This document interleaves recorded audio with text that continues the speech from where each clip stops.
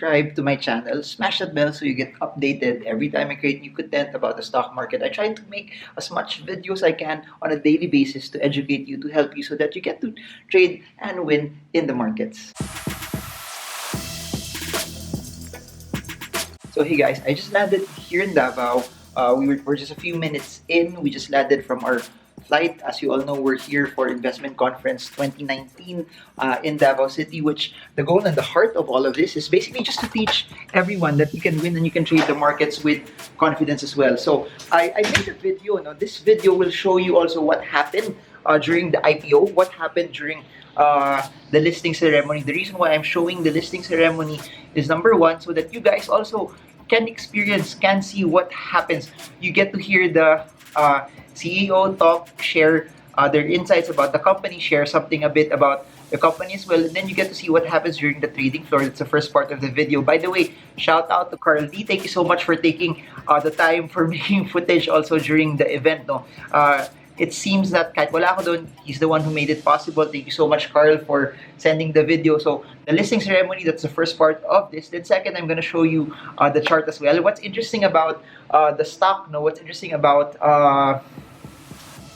Fruitas today was it opened higher naman than the 1.68 IPO price. But after opening higher, it zoomed up a bit.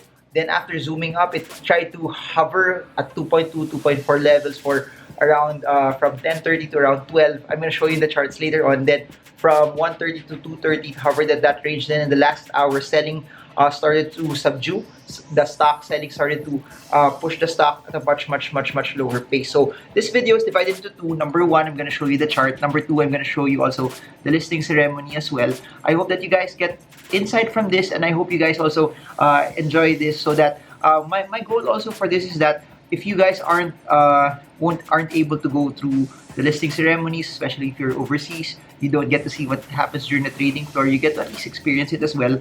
And then for those who are excited about the price movement of the chart, I hope that you guys also see it from a charting perspective as well, because it was a wild swing. I actually thought from the start of the day that once it started to move up already, once it hit the 2.3, 2.4 level, that it would continue to push higher. But that's what's so interesting about the markets. We can never predict where the price will be. We can just follow what the charts are telling us. And I'm going to show you later on in the charts also where were specific signals already, where it showed hesitation going up and where selling also showed its self. You have to remember that everything you need to know is found in the charts. Everything you need to know is found also via technical analysis as well. So the charts showed us also specific areas on where selling I guess took a very high note in the last hour of trading. So before I show you the rest of the video, number one, comment Fruitas if you believe the stock will go up based on I don't know, based on your own analysis. Comment avoid Fruitas if you also think that the run up is over and it might decline even more. So I want to hear your comments, I want to hear your analysis also. But what's interesting about this is rest assured that I'm gonna keep you updated, similar to what happened to KPPI, Axelum, and All Home during the next few days after the IPO. We showed you different insights also on how the market priced the movement of the stock as well. So enjoy the rest of the video. It's a beautiful morning. Ngayong umaga, hindi po nagbubok ng gawayway ang ating mga dalampasiga. Ako po'y gumising na. Gumising ako, bakit? Dahil amoy na amoy ko ang mga nahihinog na prutas sa aking paligid. Marami po ako gustong pasalamatan ngayon. Una-una po ang Philippine Stock Exchange na pinamumulungan ni Chairman Jose Titoy Pardo sa magiting na Pilipino at Australiano. At ang kanyang mga director sa board. To the management of the exchange, under the leadership of President Ramon Monzon and this dapper-looking gentleman COO, Professor Attorney Noel Efran, thank you very much.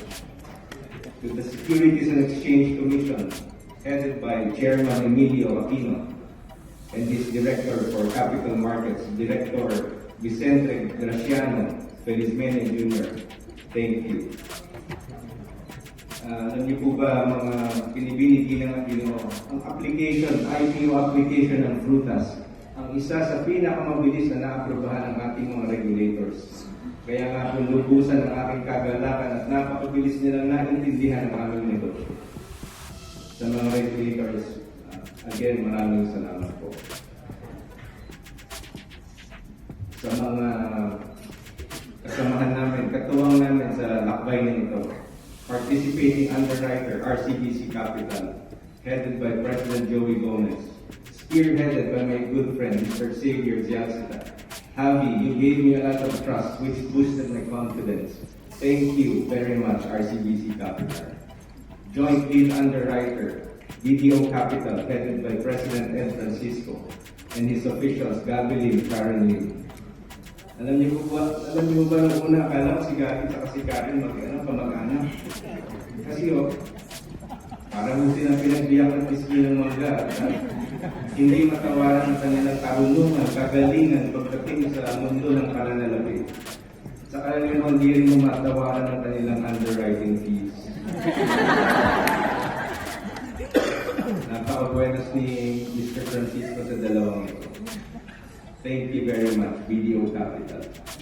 Joint lead underwriter na pinamumunuan ng Presidente, Ginoong Presidente Pong Aranilio, Ginoong EVP Dan Camacho, saka siyempre po, ang 24/7 na tumutugon, umaasikaso sa aming mga tanong at pangangailangan, ang napakasipag, napakahusay, napakatalino, higit sa lahat, napakaganda, ang crush ng bayan, head turner and investment banking community, Madam Diva Abby Buendiare Magpayo.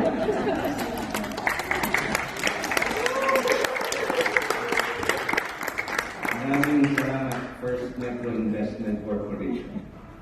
Sa mga mahigit 2,000 naming empleyado, na karamihan sa kanila galing sa mga mahihirap na pamilya, 80%, mahigit 80% ay graduate lang ng elementary at high school. Subalit dahil sa kanilang kasipagan at katinuan, sila ay namumuhay ng marangal sa kasalukuyan, nakakapagpadala sa kanilang mga naiwang pamilya sa lalawigan, hindi pabigat sa lipunan.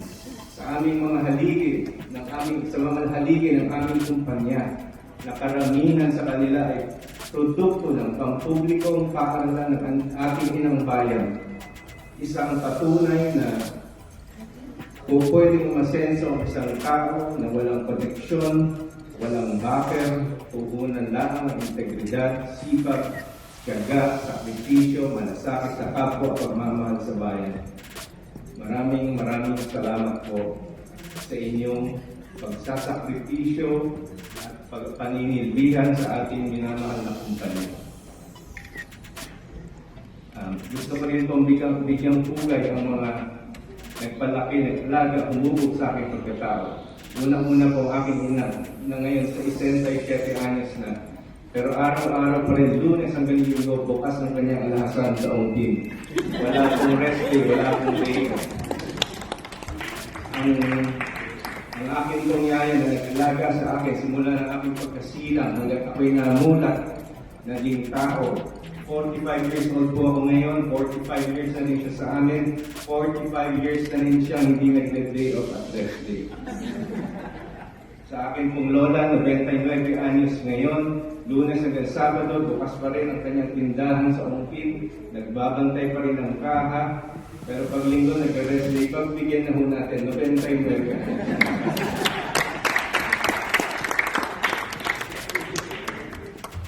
To all our investors, thank you for trusting us. Thank you for believing in our story.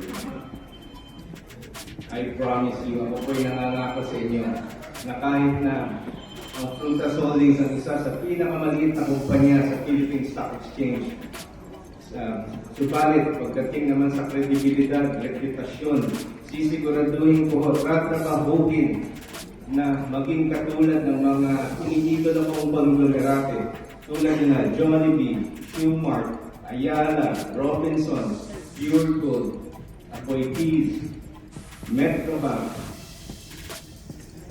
Tagaan niyo po yan sa bato. Mula po sa kaibuturan ng aking puso, diwa, damdamin, utak, Maraming salamat po. Mabuhay po ang Philippine Stock Exchange. I hope you guys enjoyed the listing ceremony. Let's look at what the charts are saying for the stock. Hey guys, so I'm doing this video with the chart of Fruta. So please remember, this is just a one-day IPO. It's just on its first day. So as you notice, I can't do my normal one-day chart. I'm using a 5-minute chart. It shows you the 5-minute movement, the 5-minute candlesticks of how Frutas moved throughout the trading day, and as you notice it also, if you remember the narrative for the videos that I've created for technical analysis, it's based on past prices, meaning stocks that have longer time frames have more reliable technicals. Since this is on its first day, the support and resistance levels that you can create or sort of draw may not be as strong as what I normally would use in most of my videos. But true enough, technical analysis, support and resistance would still work regardless of what time frame it is. It's just that the longer it is, the stronger it is. So after the first few minutes of trading, this is 5-minute chart, you notice it that there was a large surge upward. This was from 9:30 all the way to 10:30, bringing the stock from its IPO of 1.68. I think it opened around 1.8, no, 1.68 all the way up to around 2.35 pesos per share. Then after that, for those who know how you interpret trends, this is a very short-term sideways trend. This happened from 10 o'clock all the way to 2:30 p.m. and then so from 10 to 2:30 it hovered sideways from 2.2 to around 2.45. I think the highest price for the day hit 2.45. So the range for the past from 10:30 to 12, then from 1:30 to 2:30 was basically from 2.2 to 2.45. And then after that, you had this large black candle, which was the last draw, that said that it could not go higher anymore. No one was willing to buy Frutas higher. Then you had this one, large one again. Then it brought it near the support line, tried to push up again, but after that there was a large selling again. 1, 2, 3, 15 minutes of solid selling, and then accompanied by 1, 2, 3, 4, 5, 6 candles also of more selling as well. So that's what brought the stock much lower. It failed to hold the 2.20 support level, thus making it push down over the remaining minutes of the trading session. I'm gonna keep you updated on this, on where it will be over the next few days. But as you all know, this is a 5-minute chart. If I try to pause it and show you at least a longer time frame, or at least the one-day chart, you will just see one candle that looks pretty much like this. Though it closed higher than the IPO price, this is how it looks like from a one-day chart. So that's it. So I hope you guys enjoyed the video. I hope this is something that added a sense of conviction to all of you. I hope that this gave you enough data also for you to be able to analyze the stock. Please remember, at the end of the day, the goal of this is to educate you. The goal of this is to give you narratives and to give you analysis also. But at the end of the day, I hope that you get to decide on your own. You get to decide which stocks you're supposed to buy based on your own strategies and your own parameters. That it has to be you, since it's you who's pulling the trigger. It has to be based on what your analysis would tell you. It has to be based on what triggers you have as well in terms of the stocks that you want to buy. And at the end of the day, I just want to see more and more Filipinos actually profit from the market and come in knowing what they're getting into and also make money off of it as well. So I guess that's it for now. This is Marvin Germo. I'm still here. I actually not still here. I actually just arrived here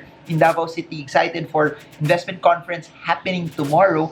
I'm excited to meet all of you as well. I'm excited to be part of your journey towards financial freedom. I'm excited to hear your insights as well. It's not what I love about conferences in other cities is you get to meet different people, different personalities, different backgrounds in terms of how they do business, they invest as well. And I hope that you guys enjoy it as well. And I hope to see you soon. Next session will be Stock Smarts Manila next week. So this is Marvin Germo from Davao City. I hope this video helps you trade well, trade strong, trade smart. See you all again soon, guys, and God bless you all.